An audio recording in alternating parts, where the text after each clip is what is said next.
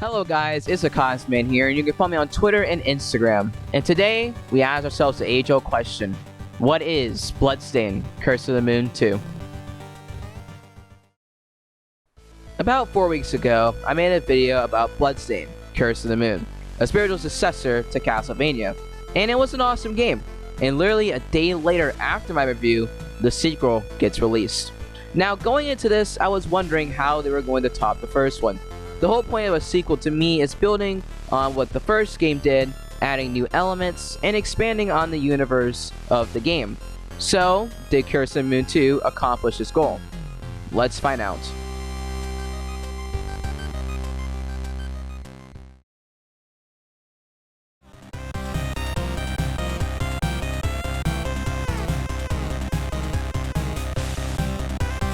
Now when it comes to gameplay, it's structured like the first game with some few new elements. You're still going through each level defeating enemies, collecting magic bottles to increase your specials, using those abilities, and defeating bosses. It still has that Castlevania feel. There are a total of 8 stages put into 3 episodes, which are replaythroughs of the levels with different variations to each playthrough, similar to the modes in the first game. There are different routes each episode to take and different bosses. The levels this time around have checkpoints which are useful, and there is a bar to tell you when you get lives, which is useful since it wasn't as prominent in the first game.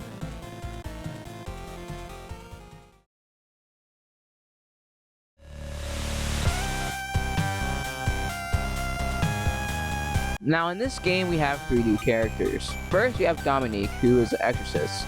She carries a spear that she uses to stab her enemies. She can jump really high. She also has spells which include lightning bolts that stick to the wall and attack enemies. She has a whirlpool that flies up and hits her enemies. She can also spawn a magical spear that hits enemies beneath her and launches her up. But my favorite ability she has is this plant that she throws that heals her and other characters. This was so useful when the party members are low on health and you can't find any health candles. She also has an ability that can bring people back who have died. This can be found by finding candles that are specific to her. Overall, a fun character and very useful, and I mostly use her as a support character. Next up we have Robert, who's a huntsman. He has a rifle that is used for shooting enemies at a very long range. He has a crawl that is used for avoiding projectiles and squeezing through small spaces. He can also wall jump straight from Ninja Gaiden. This is used to get to hard to reach locations, to get items and buffs. He has a bomb that rolls on the ground that explodes when enemies come in contact with it. He also has these twin spears that he throws at diagonal that is used for hitting enemies that are above him. He also has a rocket gun that one-shots most enemies, which comes in handy for bosses. He can also get a buff that speeds up his rate of fire. Overall, a really great character, but the problem is that he really can't take that many hits. Now to my favorite character, who is Hachi, who is this dog that controls a big mech.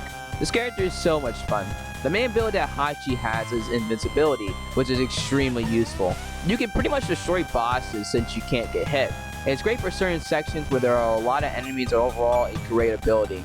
Hachi can also ground stomp, which is useful to hit lamps in a row.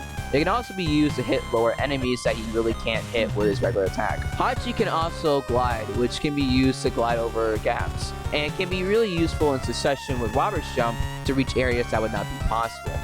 A really fun character is my go-to character throughout the game. The only problem is that Hachi is too big, so small enemies that fly become hard to hit, and since I played Hachi the most, he was most of the time the first person to die in the group.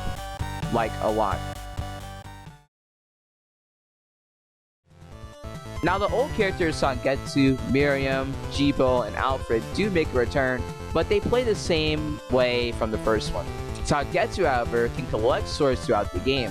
One of the swords is the Soul Eater that changes his abilities and makes him even more powerful, giving him better shadow orbs, making his buffs a lot better, and his ball and chain explodes on impact. He can also get another sword, which pretty much is the only way to get the good ending in episode 2, but it reverses all the abilities that he got with the Soul Eater. So this sword, honestly, is kind of useless, but if you want the good ending, you're gonna have to collect this sword. Now the difficulty for this game is a lot more harder than the first one. Hell, I even got a game over screen throughout my PlayStation from time to time. But as you go along, the game gets easier when you master each character's abilities, and once you have all the characters, it becomes even more easier. Hell, when I got Alfred, just like in the first game, his lightning spell just destroys bosses. Speaking of bosses, they are really fun. I really love the boss fights in this game. With these games, they get the bosses right.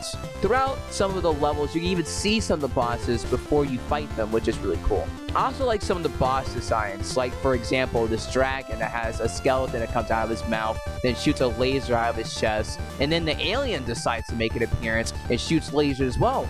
That's some crazy ass shit, but it's fucking awesome. There is also a boss rush mode, which has you go through all the bosses with a limited supply each time you fight a boss. It's a fun mode to add on the total amount of playtime. Finally, there's co-op, which is a great add-on to this game. The only thing that is new here is that one of the players can turn into a husk and just let the other player go through the level alone, which is fine, but kinda useless. But playing with friends is a fun time.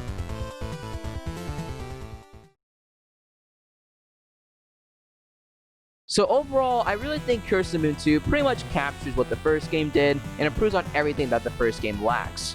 I recommend getting this game if you like side-scrollers because it's a steal. And that's it. Let me know what you guys think about Bloodstained Curse of the Moon 2. Thanks for watching, and if you guys enjoyed this review, be sure to like the video and subscribe. This has been the Kozmic Man. Stay classy, and peace everyone.